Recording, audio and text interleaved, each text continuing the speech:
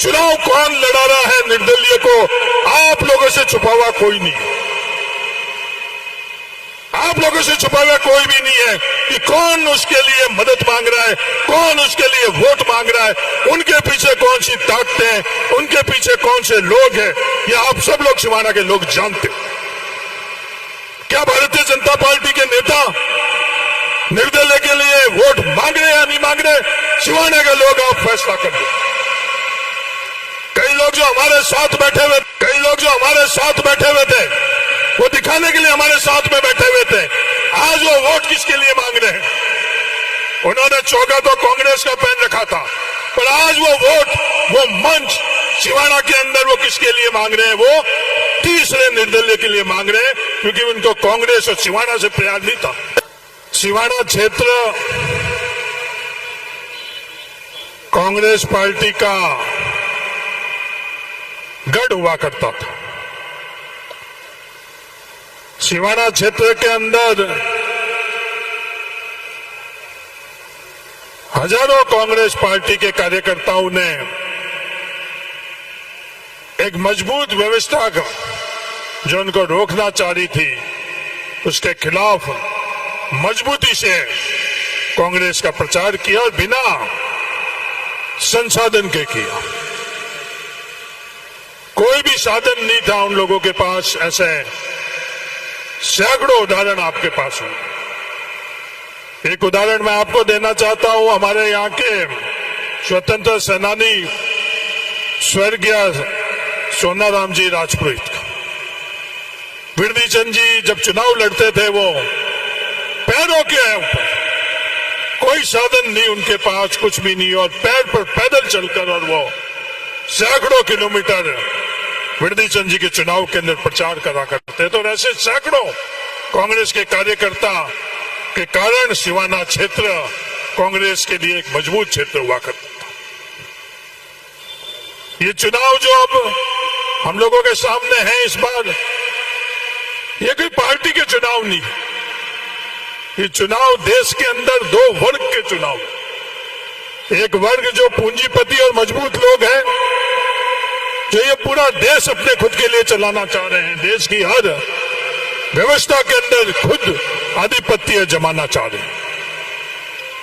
और दूसरा वर्ग जिस देश के किसान हैं, देश के नौजवान हैं, महिला है, सरकारी कर्मचारी है, छोटे व्यापारी है, ये एक दूसरा वर्ग है।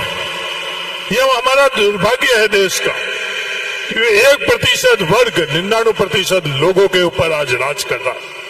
जो देश के अंदर पिछले 10 वर्षों के अंदर फैसले हुए हैं, वो 1% लोगों के लिए फैसले हुए, और जो शोषण हुआ है वो 99% लोगों के लिए हुआ है। बातें करने के लिए, नारों के लिए 99% लोगों को बहुत ये याद करते हैं। नारे इन लोगों के पास है, पैसा इन लोगों के पास है, सरकार के जो संस्थाएं उनका दुरुपयोग करने का इनके पास ताकत है, पर हम लोगों के लिए काम नहीं करते। नारों के अंदर ये बात करते हैं किसानों की आमदनी दुगनी, और हकीकत के अंदर किसानों की आमदनी दुगनी हुई या नहीं हुई। आजादी के बाद में देश में पहली दफे अगर किसानों पर टैक्स लगाने की किसी ने हिम्मत करी तो वो नरेंद्र मोदी की सरकार ने करी, और हम लोग चुप है, शांत है, मौन है। और किसानों को यह एहसास किया जा रहा है कि नहीं, किसानी, कृषि वो महत्वपूर्ण नहीं है। ये वोट मांग किस आधार के ऊपर है। ये हम लोगों के थार के बाड़मेर जिले के मुद्दे पर वोट नहीं मांग रहे हैं, ये किसी और पर वोट मांग रहे हैं, जिनका हमारे से कोई लेना देना नहीं, जिससे हमारा कोई वास्ता नहीं। जो कांग्रेस की सरकार थी उस वक्त जो काम हुए वो आप लोगों से छुपा हुआ नहीं। इस इलाके के अंदर धवा समदड़ी के माध्यम से जो पानी की योजना बनी वो कांग्रेस की सरकार ने बनाई, और आज हम लोगों के सामने सबसे बड़ी चुनौती है कि जो पानी इंदिरा गांधी नहर से इस इलाके के अंदर आ रहा है। जनसंख्या जब जोधपुर की बढ़ गई है तो हम लोगों को जो पानी मिलना चाहिए वो पानी उस नहर के अंदर नहीं है। कभी भी इन्होंने ये बात करी? आज लगातार यहां से भारतीय जनता पार्टी के एमएलए है, कभी भी इन्होंने ये मांग करी, बात करी? नहीं, इन्होंने कोई मांग और बात नहीं करी। पर पिछली कांग्रेस की सरकार के अंदर इंदिरा गांधी नहर से ये दवा समदड़ी स्कीम के लिए और जोधपुर के लिए एक समानांतर नहर की स्वीकृति हुई फेज 3 की। ये कांग्रेस की सोच है और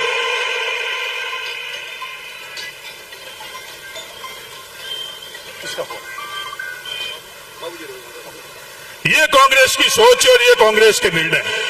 कहीं प्रचार प्रसार आप लोगों के बीच में किया कांग्रेस ने? मैं समदड़ी के लोगों से पूछना चाहता हूं, फैसला किया हम लोगों के लिए ये दवा समदड़ी स्कीम के अंदर जो पानी की कमी है उसका हल निकालने के लिए टेंडर हो चुका है, आज वो काम शुरू हो चुका है। पर प्रचार प्रसार हम लोगों ने नहीं किया समदड़ी के लोगों के बीच के अंदर, इसलिए यहाँ के लोगों को ये बात पता है या नहीं पता ये मुझे नहीं पता। आज लोग पूछ रहे हैं कि ये भारतीय जनता पार्टी की ए और बी जो उम्मीदवार है, ये ए और बी मैं नहीं कह रहा हूं, खुद कह रहे हैं, जो बी वाले खुद कह रहे हैं, अपना पर्चा भरने के बाद में खुद कह रहे हैं कि मैं तो भारतीय जनता पार्टी का ही सदस्य हूं, मेरे को उन्होंने निकाला नहीं है तो मैं कैसे निकलूं? ये बात वो खुद कह रहे हैं। अब नहीं तो भारतीय जनता पार्टी ने निकाला है, पर उनको जब ये समझ में आई कि पूरे देश के अंदर भारतीय जनता पार्टी के खिलाफ आज माहौल बना हुआ है, ये मैं जिम्मेवारी से बोल रहा हूं। आज समदड़ी की इस पावन धरा के ऊपर मैं जो बोल रहा हूं, काउंटिंग होगी उस दिन मेरी आप बात याद रखना कि देश के अंदर जो चुनाव के नतीजे निकलेंगे उस दिन आप सब लोगों को पता चलेगा जो इंडिया साइनिंग के वक्त के अंदर जो देश का माहौल था, ये देश का माहौल में बदलाव क्यों? देश के माहौल में बदलाव क्यों? क्योंकि ये क्या चाह रहे हैं? ये चाह रहे हैं कि हमें 400 सीट दो। किस लिए चाह रहे हैं? कि संविधान बदलना। ये वही वाक्य, वही घटनाक्रम वापिस देश के अंदर लोगों को समझने की आवश्यकता है। कृषि बल के माध्यम से किसानों का गला घोटा और जब उन्हें पता चला कि इस देश के किसान संगठित हो रहे हैं तो देश के प्रधानमंत्री खुद माफी मांगकर कृषि बिल सिर्फ दिखाने के लिए उस कृषि बिल को वापस लिया और जो समझौता हुआ वो समझौता आज भी लागू नहीं किया। किसानों का और नरेंद्र मोदी जी से जो समझौता हुआ वो समझौता आज भी लागू नहीं किया। वो का वो आज देश के अंदर आज 400 सीटों को लाने का इनके पीछे सोच थी। जब देश के अंदर सबको पता चली, जो देश से प्यार करता है, जो सच्चा राष्ट्रवादी है, उसके लिए देश में संविधान से बड़ा कुछ भी नहीं है।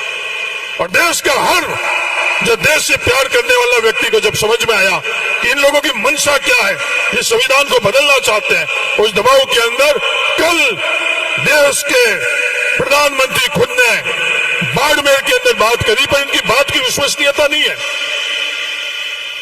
इनकी बात की विश्वसनीयता नहीं है क्योंकि लगातार ये कल कह रहे थे संविधान से बड़ा कुछ भी नहीं है। मैं प्रधानमंत्री जी से पूछना चाहता हूं, बाबा साहब अम्बेडकर जी ने जो हमें दिया, चुनाव आयोग का चयन की जो व्यवस्था थी वो संविधान ने हम लोगों को दी। क्या आपने उस संविधान के अंदर वो व्यवस्था बदली या नहीं बदली? चुनाव आयोग का चयन की व्यवस्था थी कि प्रतिपक्ष का नेता, सरकार का एक नुमाइंदा और सुप्रीम कोर्ट का नुमाइंदा, वो आज आपने बदला है। वही संविधान के अंदर जो ये ताकतें दी, जो व्यवस्था थी, इसमें बदलाव नरेंद्र मोदी जी आप शुरू कर चुके हैं। जब 2/3 बहुमत नहीं है उसके पहले आपने ये शुरू कर लिया। ये देश को समझने की आवश्यकता है। ये देश जब समझ रहा है, इसीलिए मैं कह रहा हूं कि जो नतीजे लोकसभा के अंदर आएंगे, जब जिस दिन काउंटिंग होगी उस दिन आप सब लोग देख लेना वो कि वो आज स्थिति है जब इंडिया साइनिंग के वक्त में पूरे जगह इन्होंने एक इस तरह का वातावरण बना रखा था कि सरकार भारतीय जनता पार्टी की बन रही है, सरकार भारतीय जनता पार्टी की बन रही है, पर उस समय लोगों को देश के आम लोगों को समझ में आ गया कि इन लोगों को सरकार बनाने के पीछे मंशा क्या। आज वही वापस चीज पुनरावृत्ति हो रही। लोग कह रहे हैं कि तो चुनाव कौन लड़ा रहा है। मैं सिवाना के लोगों से ये बताना चाहता हूं कि चुनाव कौन लड़ा रहा है निर्दलीय को आप लोगों से छुपा हुआ कोई नहीं। आप लोगों से छुपा हुआ कोई भी नहीं है कि कौन उसके लिए मदद मांग रहा है, कौन उसके लिए वोट मांग रहा है, उनके पीछे कौन सी ताकतें हैं, उनके पीछे कौन से लोग हैं, ये आप सब लोग सिवाना के लोग जानते। क्या भारतीय जनता पार्टी के नेता निर्दलीय के लिए वोट मांग रहे या नहीं मांग रहे, सिवाना के लोग आप फैसला कर दो। कई लोग जो हमारे साथ बैठे हुए थे वो दिखाने के लिए हमारे साथ में बैठे हुए थे, आज वो वोट किसके लिए मांग रहे हैं। उन्होंने चौका तो कांग्रेस का पहन रखा था, पर आज वो वोट, वो मंच सिवाना के अंदर वो किसके लिए मांग रहे हैं, वो तीसरे निर्दलीय के लिए मांग रहे हैं, क्योंकि उनको कांग्रेस और सिवाना से प्यार नहीं था। अपने पास आएंगे अपने आप में विवाद करने के लिए, अपनी दूरियां कैसे रहे इसके लिए। आज इस मंच पर बैठे हुए पूरा कांग्रेस का परिवार है, ये दूरियां खत्म कर कर बाबू भाई आपसे लेकर और गोपाल राम जी, प्रधान साहब, तमाम लोग यहां बैठे हुए हैं। तो ये कमान आप लोगों को ही संभालनी है। सुनील जी, गोपाल राम जी तो जिला अध्यक्ष बन गए हैं, इनको तो बाड़मेर पे बैठकर और लोकसभा का पूरा चुनाव का संचालन करना है।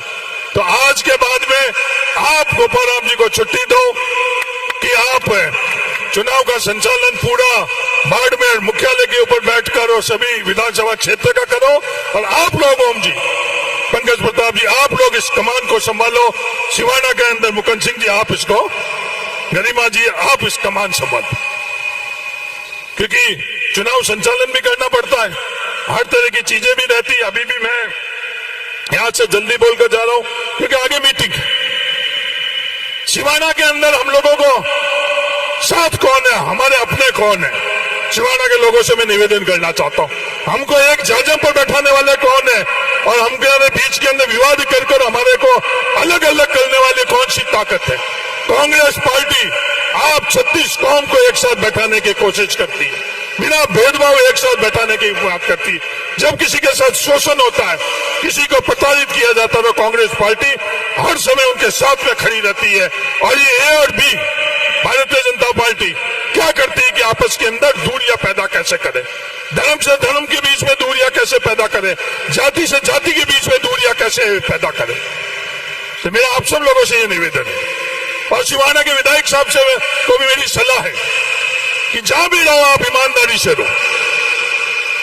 सिवाना के लोग बहुत जागरूक हैं, सिवाना के लोग सब कुछ जानते हैं, सिवाना के लोग ये जो भी आप करने की कोशिश कर रहे हो उसको जानकारी, इसका जवाब आप लोग 26 तारीख को जो वोट पड़ेंगे उस दिन आप मजबूती से इसका जवाब देना। ये मेरे 26 तारीख को आप सब लोगों से निवेदन। लंबी चौड़ी बात करने की आवश्यकता नहीं है। आप 36 कौम को, बाबू भाई ने जो बात करी कि हमारे बीच में कोई मतभेद नहीं है, किसी जाति के लिए कोई मतभेद नहीं है, यही सिवाना है कि अपन 36 कौम साथ में बैठ रहे हैं, किसी के साथ अन्याय नहीं होने दे रहे। कभी किसी के साथ अन्याय हुआ तो 36 कौम उसके साथ में खड़ी रही, किसी मेघवाल के साथ अन्याय हुआ 36 कौम उसके साथ खड़ी रही, भील के साथ अन्याय हुआ 36 कौम उसके साथ में खड़ी रही, मिठोड़ा के अंदर किसी रबारी के साथ अन्याय हुआ 36 कौम सिवाना की उसके साथ में खड़ी रही, अन्याय करने वालों के साथ में खड़ी नहीं रही। यह सिवाना है। यहाँ कोई राजपुरोहित अलग रहता है, नहीं कोई माली अलग रहता है, नहीं रबारी अलग रहता है, नहीं कोई कलबी अलग रहता है, नहीं कोई मेघवाल अलग रहता है, नहीं कोई भील अलग रहता है। अपन सब लोगों का संगठन को ये अपनी ताकत को ये तोड़ने के लिए जो कुछ भी कर रहे हैं उसका जवाब आप 26 तारीख को देना। मेरा आप सब लोगों से निवेदन, पहले की तरह मजबूती से अपन पूरे का पूरा सिवाना का परिवार मजबूती से एक रहेंगे, ये मैं आपको विश्वास दिलाता हूं। इन लोगों ने प्रयास किया कि अपने बीच में दूरियां पैदा करने के लिए वो तमाम दूरियां अपन दूर कर कर और वापस तमाम अपन लोग साथ में जो अपने परिवार छोड़कर गए उनको भी मैं आज मुबारकबाद देना चाहता हूं। ये मूल निवासी वाली बात हमारे देश के अंदर मूल निवासी की बात बहुत होती है। हमारे देश का, भारत का मूल निवासी कौन?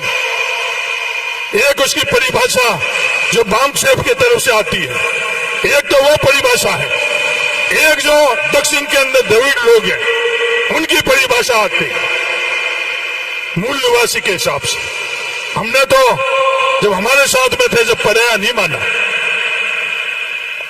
जब हमारे साथ में थे तो बिल्कुल पराया नहीं माना। मान सम्मान कदर कायदा जितना हमारे पास था, सुनील परियार के खिलाफ जो बचपन से इन व्यक्ति से मेरे रिश्ते थे, पारिवारिक रिश्ते थे, इनके खिलाफ पूरी की पूरी ताकत हमने उनको जिताने में लगाई। पर आज दुख होता है कि उन्होंने अपना नहीं माना। वो आज भी ये बात कह रहे हैं कि भाई मूल निवासी हम कहीं के थे और हम उस मूल निवास के अंदर चले गए।